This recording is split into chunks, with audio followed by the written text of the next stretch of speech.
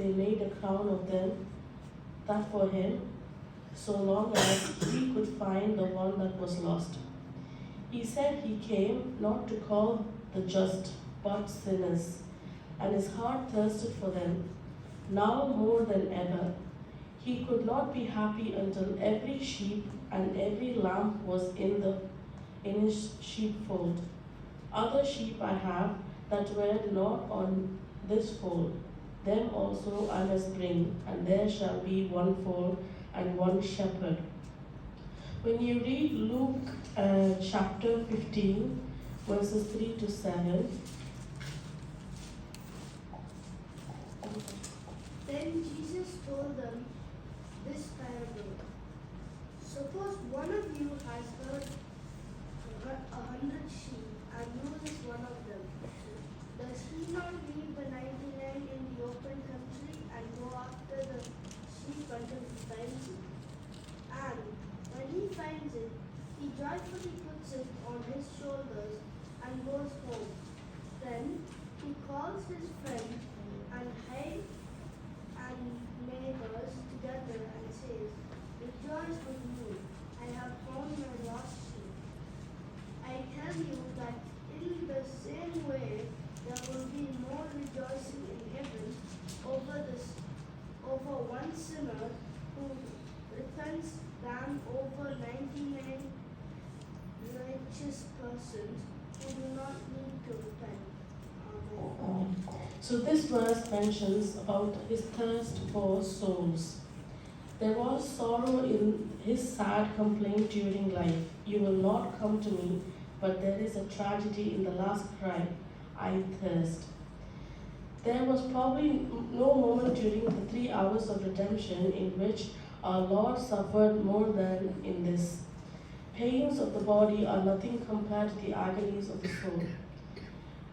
Taking his life did not mean so much to him, for he was really laying it down of himself, but for man to spurn his love, there was enough to break his heart.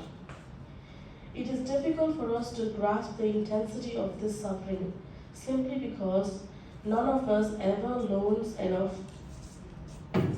We have not the capacity for love that he has.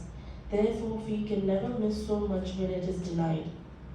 But when our tiny little hearts are sometimes denied with love, they crave, we do get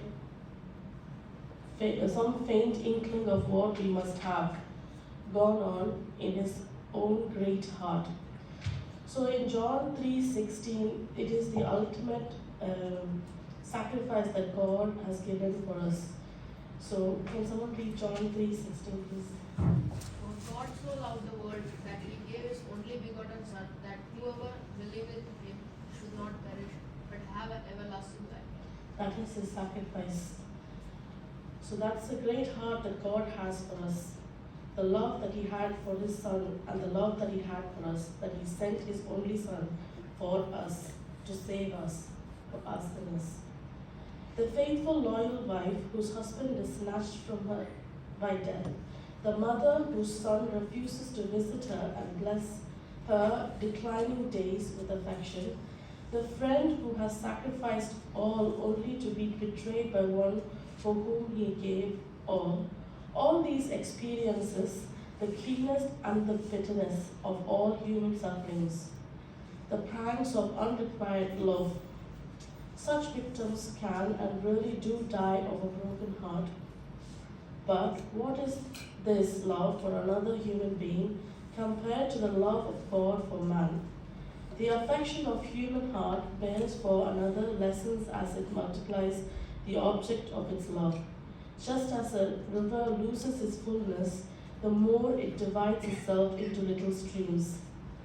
From this word, we discover this great lesson, the necessity of our loving our fellow me, as our Lord Jesus to us. So, as God showed us, we also need to love each other, which is mentioned in Mark 12:31. Love our neighbors as ourselves.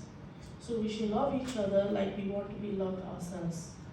God's thirst for His word, God's love for us, and also God's love, divine love for others. We need to thirst for souls, for His divine love as well. If Jesus Christ thirsted for souls, must not a Christian also thirst? If He came to cast fire upon the earth, must not a Christian be enkindled? If He came to bring us the seed of life, must not that seed fructify and bear fruit? If He lit a light in our minds, must we not be illuminated?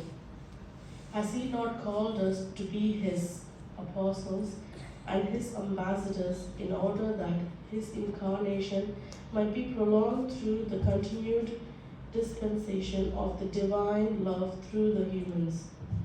To be worthy of the name, this means that we too must thirst for the spread of the divine love, and if we do not thirst, then we shall never be invited to sit down at the banquet of life.